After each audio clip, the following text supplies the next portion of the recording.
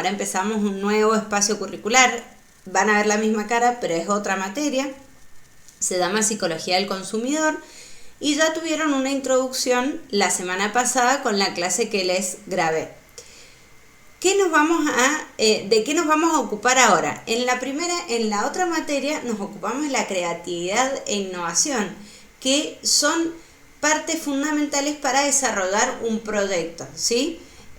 Mediante algunas técnicas, algunos ejercicios, nosotros buscamos ir destrabando algunas cuestiones para que esos proyectos afloren y tomen la forma que necesitamos que tomen para que efectivamente funcionen.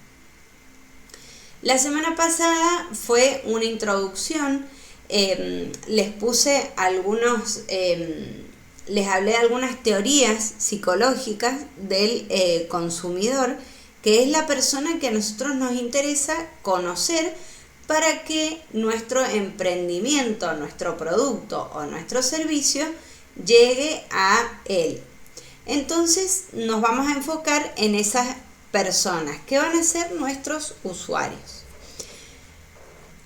¿Por qué es importante el contexto histórico en el que surge este consumidor?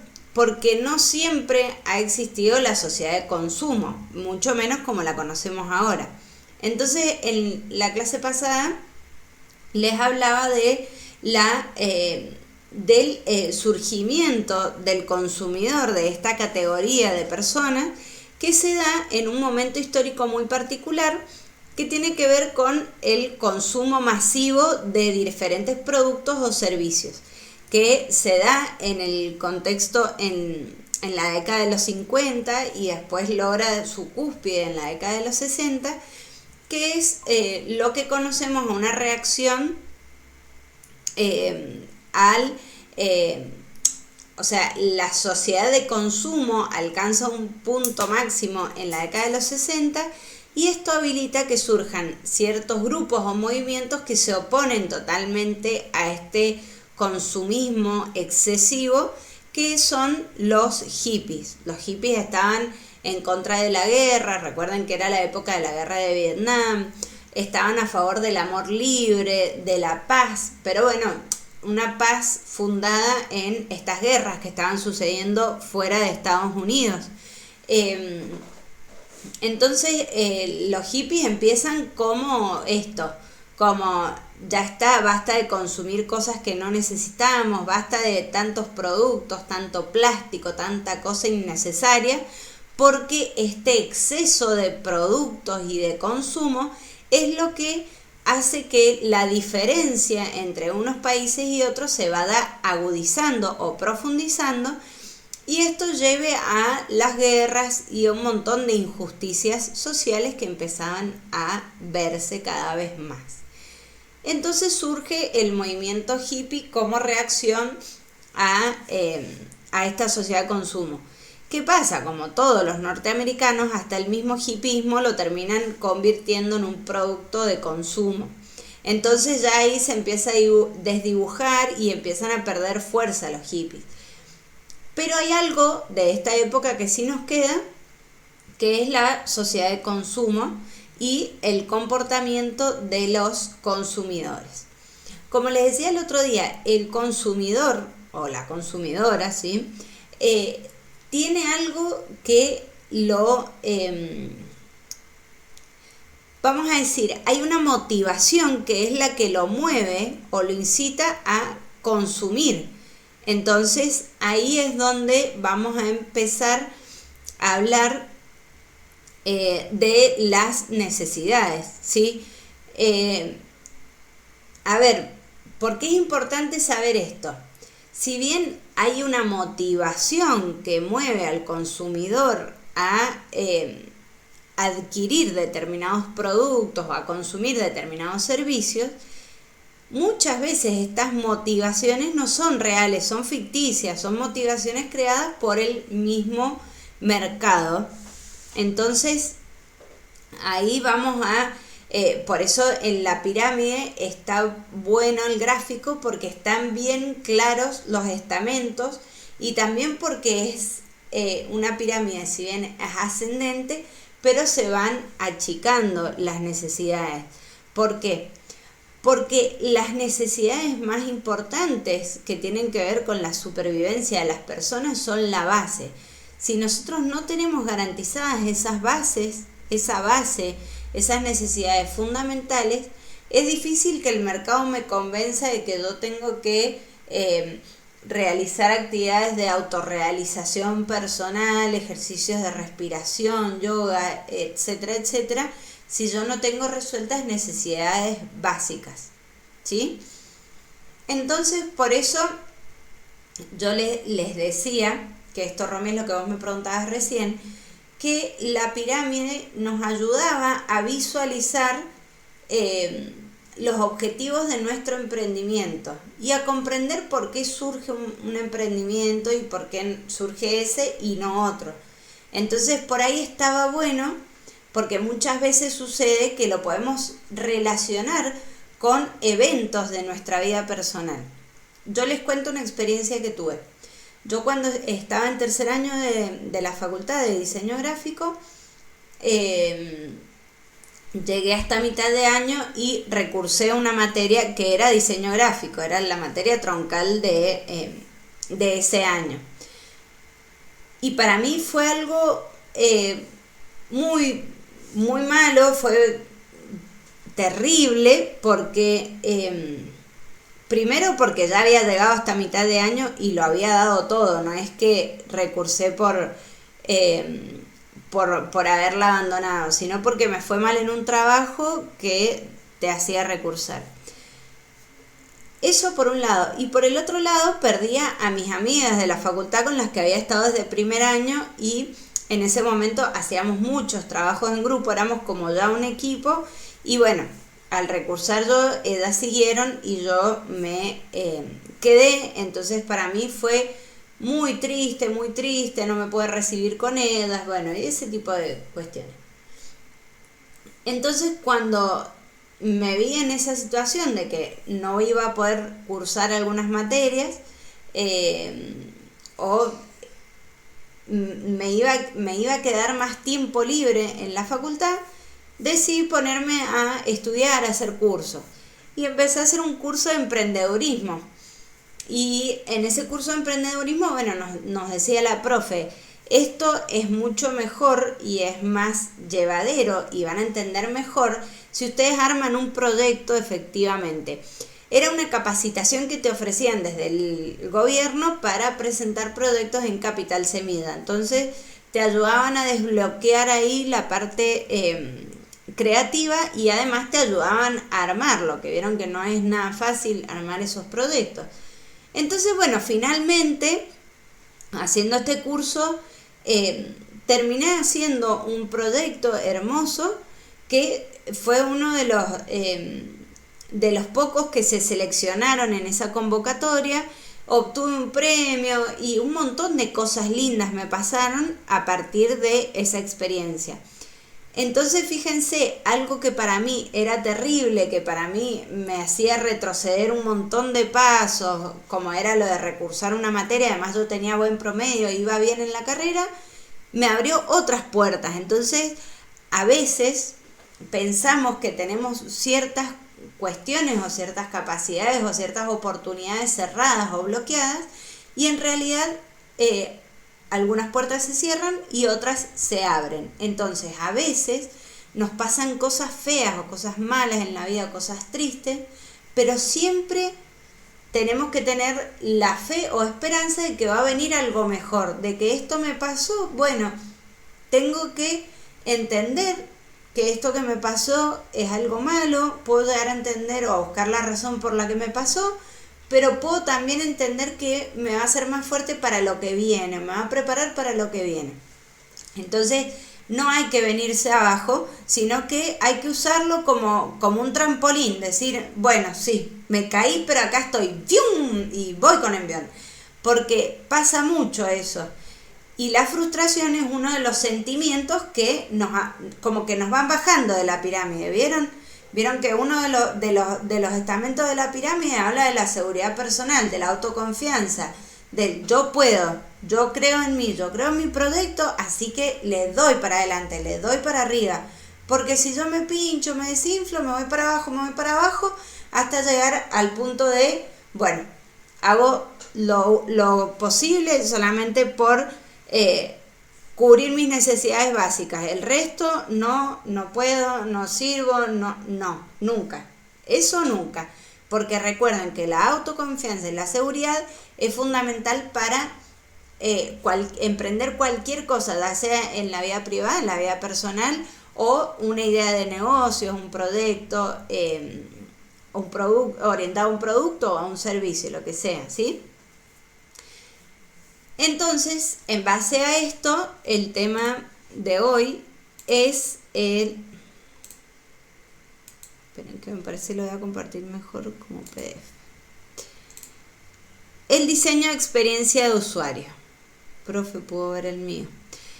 No, Mica, pero si vos en algún momento ahora te podés conectar, nos podés contar. Y si no, apenas termine la videollamada, te lo miro, ¿puede ser?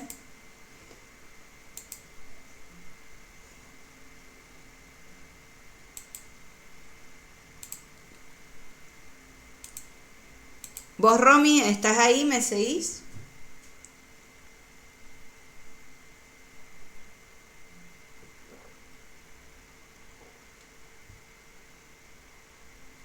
Romy. ¿Ahora me escuchan? Ah, ¿estás? Sí, sí, estoy, se corta un poquito, por eso no sabía si me estaba Ah, escuchando.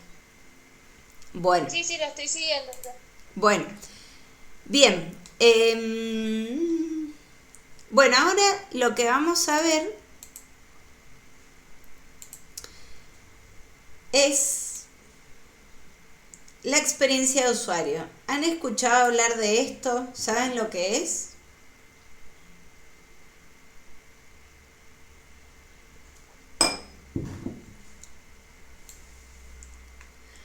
Bueno, les voy a contar. La verdad, profe, capaz lo he escuchado, pero no muy, muy claro. Bueno, ahí vamos a ver. A ver vos, Romy, que sos la que puede hablar. ¿Qué ves en esta imagen? ¿Cómo, profe? ¿Qué ves en esta imagen? Una persona caminando en un camino de tierra, siendo que tiene toda una vereda bien bonita y bien prolija. Bien. ¿Y por qué crees vos que esa persona va caminando por ese sendero de tierra y no por el camino bonito y prolijo? Para cortar el Para... tiempo. Bien. Yo lo haría, Mm, para no caminar mucho. muy bien. Bueno, el diseño de experiencia de usuario es una disciplina que con ese nombre es relativamente conocida hace poco tiempo, pero en realidad hace mucho que se estudia, y que tiene que ver con centrar la atención en el usuario. En nuestro caso le vamos a llamar, o sea, es usuario, pero sería el consumidor, ¿sí?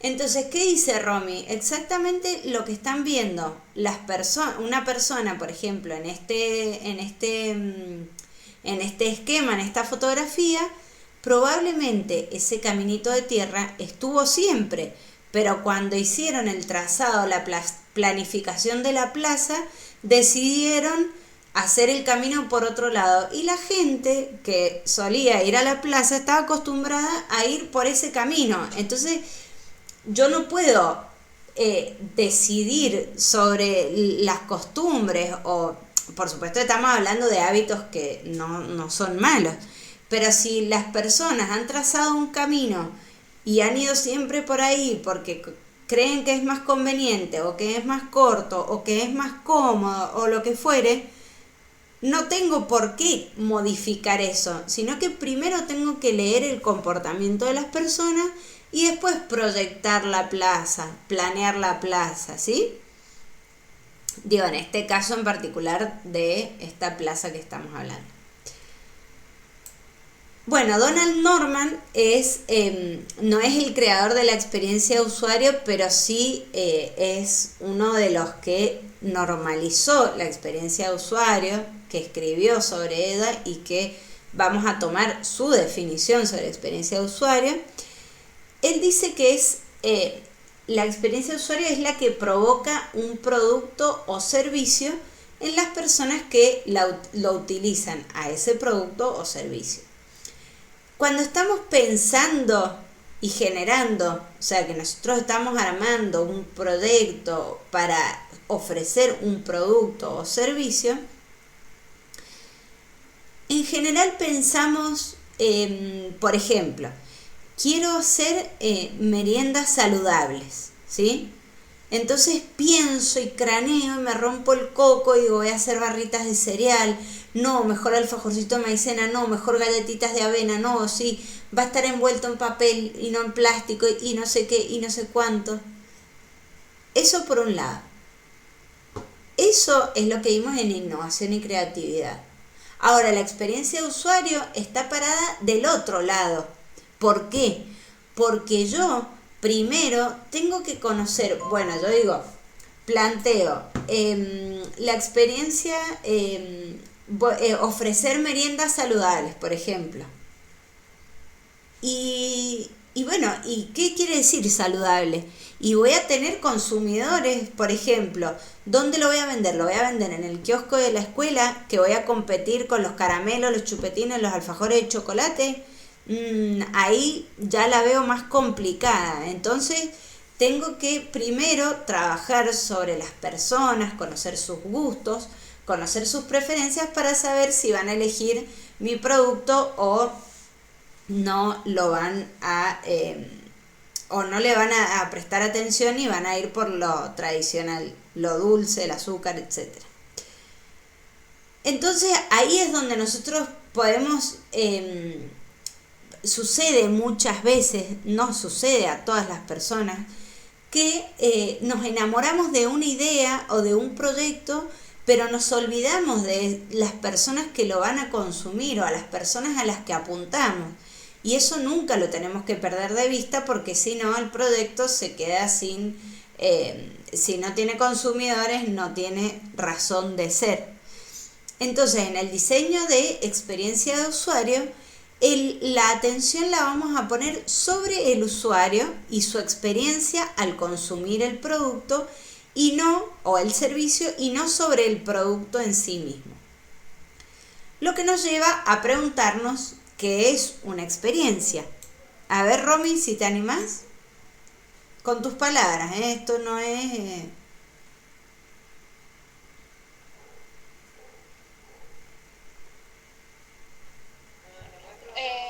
Profe, ahí les comento. Una de las experiencias que yo tuve fue cuando por- yo estaba por meterme con un tema de un lote y ahí me pidieron un proyecto para hacer. Ajá. Y ahí yo presenté el proyecto de la casa de té, pero con tés naturales, con hierbas naturales de la zona, autóctonas de la zona. Ajá. Y lo que me pasó es que no es muy llamativo a la gente de la ciudad y cosas así, entonces como que tuve que cambiar ese proyecto. Algo así sería, Bien, profe. muy bien, sí. Sí, a ver, esto que vos me estás diciendo, fíjate qué importante que es, porque muchas veces, em, ojo, muchas veces pasa que las personas ven algo que nadie más ve y eso es justamente lo que los lleva a tener éxito, pero muchas veces nosotros vemos algo que los demás no ven y bueno, y no lo quieren ver. Entonces es un tema porque nos va a llevar al fracaso, nos va a hacer perder un montón de tiempo y muchas veces dinero. Pero ahora yo te pregunto, sonaste hoy, Romy, porque sos la única que puede hablar. Si estuviera la No hay Mica, problema, profe. No hay problema.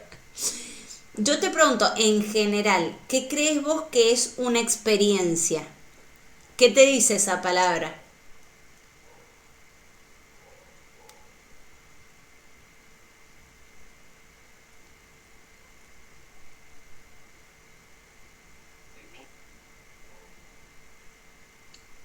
experiencia sería lo que uno vive cuando hace la compra. Muy bien. Sí, en general, una experiencia. Vos, por O ejemplo, lo que vivimos. Por ejemplo, lo que pasa actualmente, todo lo de las, del ambiente, lo que te va sucediendo. Sería. exacto, algo que pasa o algo que pasó, ¿sí? Eso es una experiencia. Ahora, ¿qué dice Nathan Shetroff? Para poder profundizar en lo que es la experiencia de usuario, vamos a profundizar en lo que es una experiencia primero. ¿Y qué dice él? Todo, técnicamente, es una experiencia de algún tipo. Nosotros usamos mucho la palabra tiene experiencia de vida, tiene experiencia en el ámbito docente, tiene experiencia con niños, tiene etcétera, etcétera, etcétera. Lo que sí, hay elementos que van a contribuir a algunas experiencias que los podemos conocer y los podemos reproducir. Entonces, eso es lo que los hace diseñables a esos elementos. ¿Qué quiere decir? Por ejemplo, suponete vos, Romy, antes de arrancar o proponer el negocio de la gomería, suponete que viene el vecino y te dice, mirá, dice, yo la verdad es que tuve una gomería durante 30 años, suponete que vos sos nueva en el barrio, te mudás y decís, como no hay gomería acá, que sé tú no sé cuánto, y viene el vecino y te dice, mirá, yo tuve gomería durante 30 años y la tuve que cerrar porque realmente siempre que eran casos complejos, la gente prefería irse a Luján y no arreglar acá. Un ejemplo, ¿no? Pero eso, la voz de la experiencia de una persona que tuvo una gomería 30 años en un lugar, en el mismo lugar que la querés poner vos, tiene un alto valor que no lo vamos a encontrar en otro lado más que en la propia experiencia de las personas. O sea, por ahí no lo vas a encontrar en un libro, quizás en un diario, en una revista, pero eso es muy importante a nivel información para nuestro proyecto. Entonces, sabiendo ahora lo que es una experiencia, que es como vos dijiste, que es algo vivido, algo que ha pasado, vamos a hablar de el diseño de experiencias. Sería la diagramación, el proyectar una experiencia. Entonces vamos a decir que el diseño de experiencias de usuario es la práctica de creación de las experiencias que las personas tienen cuando interactúan con productos y servicios. Pueden ser digitales o no, o puede ser la interacción con información, no con productos o servicios en particular, sino con información. Entonces, en esta experiencia que tienen las personas cuando interactúan con un producto, con un servicio o con información, hay varios factores que van a afectar esta experiencia, como ser la utilidad, la facilidad de uso, la facilidad de aprendizaje, la estética y las emociones. Todos estos factores van a influir en nuestra experiencia con el producto o con el servicio en cuestión. Por ejemplo, no todos estos factores van a estar presentes de la misma manera cuando hablamos de un producto que cuando hablamos de un servicio, ¿sí? ¿Seguís hasta acá, Romy? Sí, sigo, profe. Esa parte sería que no seguiría un orden, así 1, 2, 3, como... No, son factores que pueden afectar a la experiencia, ¿sí? Por ejemplo, el caso de la Dana, de las macetas, de las macetas de concreto. Bueno, pongo el ejemplo de ella porque es un producto tangible, ¿sí? La maceta, bueno, ¿cuál es la utilidad de una maceta? Embellecer, tener un jardín vertical, quizás tener algo verde o colorido en un lugar donde la tierra no da para poner pasto, etcétera. Facilidad de uso. Me parece la única duda que puede generar una maceta de concreto es decir, bueno, ¿es maceta o es portamaceta? Pero tampoco es una duda que no pueda resolver. La facilidad de aprendizaje tiene que ver con, bueno, en el caso de la maceta no hay un gran aprendizaje. Tengo que aprender sobre todo, bueno, si tiene por dónde drenar, si la uso como maceta, si la uso como portamaceta, si riego la planta ahí o saco la planta y la riego afuera y después la pongo en la portamaceta. La estética ya es algo bastante subjetivo, o sea, un producto puede ser estéticamente atractivo para algunas personas y para otras no. La estética, siempre que sea algo cuidado, va a sumar y se nota, pero no siempre todos nos inclinamos hacia la misma estética.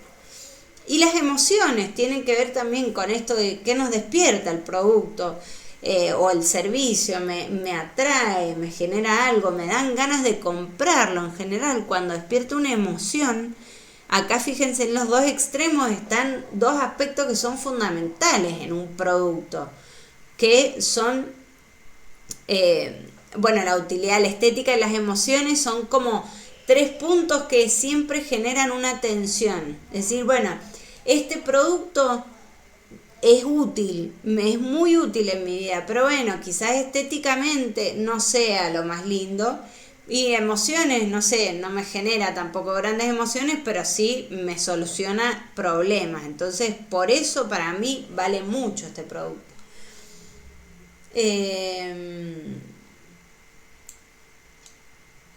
Se entiende, Romy, no son cronológicas, sino que son aspectos a evaluar, a tener en cuenta. Sí, ahora lo entendí, profe. Buenísimo. Después, bueno, cuando vamos a hablar de diseñar experiencias, ¿qué quiere decir diseñar experiencias? Tratar de prever estas situaciones que va a vivir el consumidor. Por ejemplo, en tu rubro, Romy, en particular, a mí me ha pasado acá en Mendoza, por ejemplo, cuando le tengo que hacer alineación y balanceo al auto, me parece que está bueno cuando vas a esos lugares que te dicen, bueno, te dan un turno, te lo hacen en el horario que te dijeron que te lo iban a hacer y encima tenés una sala con internet que podés estar ahí con la compu y te sirven café. Eso me parece que es un buen diseño de una experiencia que no tiene que ver con el producto, porque yo ahí no estoy calificando o evaluando la alineación y el balanceo, pero sí me genera a mí una experiencia, un momento agradable cuando yo voy a hacer algo que es prácticamente es una obligación, es algo que le tengo que hacer sí o sí al auto. Entonces, el diseñar experiencias tiene que ver con esto, con estructurar qué cosas, y si yo a una persona le doy un turno un lunes a las 10:30 de la mañana, lo más probable es que esa persona no tenga mucho tiempo para estar ahí sin hacer nada y que por ahí sea un trastorno si tiene que dejar el auto, irse en un taxi y después volver al rato. Entonces digo, bueno, le ofrezco que se quede acá trabajando, pasando el rato, haciendo lo que tiene que hacer y además soluciona el tema de su auto. Entonces siempre tenemos que intentar satisfacer las necesidades de las personas a través de estas experiencias para que en el fondo sea algo positivo. Cuando vamos a diseñar experiencias vamos a tener en cuenta algunos factores. El primero, y yo diría que es casi fundamental, es el sentido. Generar un sentido quiere decir como darle no es ni siquiera una utilidad, es como dice ella, es el alma y el corazón de un proyecto o de un servicio de un producto o un servicio que yo voy a ofrecer. Es el por qué, el para qué voy a hacer esto si ya existe algo parecido. Bueno, si yo sé responder eso, voy bien. El alcance, hasta dónde va a llegar esa experiencia, quiénes van a estar vinculados, cómo voy a llegar a vivir esa experiencia, cuánto va a costar, porque muchas veces, bueno, esto que te digo yo, sí, está buenísimo tener un salón con máquina de café, con internet, pero bueno, tengo que pensar que tengo que meter sillones, tengo que meter internet, tengo que tener un salón presentable. Después el alcance también tiene que ver en cómo me voy a vincular yo con ese producto o con ese servicio. La duración, bueno, es cuánto va a durar esa experiencia, ¿sí? Porque muchas veces una buena experiencia que dura más de lo que debería durar se transforma en algo negativo. Entonces ahí hay que tener mucho cuidado para que no suceda este destiempo que me puede llegar a jugar en contra. La intensidad, cada cuánto voy a tener esa vinculación con el producto o el servicio. ¿Cuál es la medida de tiempo que vamos a establecer como importante para saber esto, que no produzca cansancio, que no produzca monotonía, etcétera? La interacción, cómo se va a vincular el usuario con la experiencia, ¿sí? De qué manera, a través de un botón, a través de una reserva, a través de un llamado, a través de qué manera voy a producir ese encuentro. ¿Y cuáles son los elementos que van a disparar esa experiencia? Van a ser palabras, van a ser símbolos, van a ser sensaciones, olores, sonidos, ¿sí? Y Sí. Vamos a dar una definición de lo que sería la experiencia del diseño de experiencia de usuario. Vamos a decir que es la práctica de creación de las experiencias que las personas tienen particularmente interactuando con productos y servicios digitales e información en ocasiones específicas o a lo largo del tiempo. Para nosotros comprender o hacer un trabajo completo en este tema de la experiencia de usuario, en general nos vamos a vincular con otras disciplinas, como ser el diseño de interacción, el diseño industrial, la psicología, porque es necesario entender la psiquis de las personas para conocer de tiempos, de reacciones, de intereses, de gustos. La antropología, porque es necesario saber cómo es ese sujeto a nivel social y en interacción con las otras personas. La sociología, lo mismo, también cómo se comporta esta persona en sociedad, en las instituciones, en los grupos. El diseño gráfico, porque tengo que saber a qué estímulos visuales responde el usuario y qué estímulos son necesarios para que esa experiencia suceda. Las ciencias cognitivas, cómo aprende, qué le llama la atención, etcétera, etcétera. Bien, y eso es todo por hoy.